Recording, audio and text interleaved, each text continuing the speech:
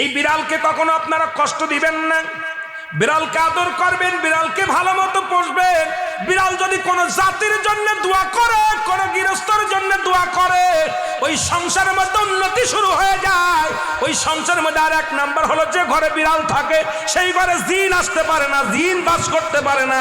আর একটা ঘোষণা শুনেন, নবীজি বলে গেছেন, যে ঘরের মধ্যে বিড়াল ছানা বাস করে ওই ঘরের মধ্যে জিন জাতি প্রবেশ করতে পারে না। তাহলে ছোট ছোট মাসুম বাচ্চাগুলো যে ঘরের মধ্যে থাকে, মুসলমান অনেক সময় জিনের আশ্রয় পড়ে যায়, অনেক সময় জিনে আসর করে, ওই ঘরের মধ্যে জিনে আসর করে। যে ঘরের মধ্যে বিড়ালকে আদর করে বিড়াল থাকে, ওই ঘরের মধ্যে বিলাই বিড়াল বিড়াল বিলাই বিলাই, এইটা যার ঘরের মধ্যে আছে এই ঘরের মধ্যে দুষ্ট জিনেরা আসতে পারে না। জোরে জোরে চিল্লায়া বলা যাবে না মারহাবা। একবার নবী সুলাইমান আলাইহিস সালাম শুনতে পাইলেন পাশের বাড়িতে একটা কুকুরকে কষ্ট দিয়ে বিষ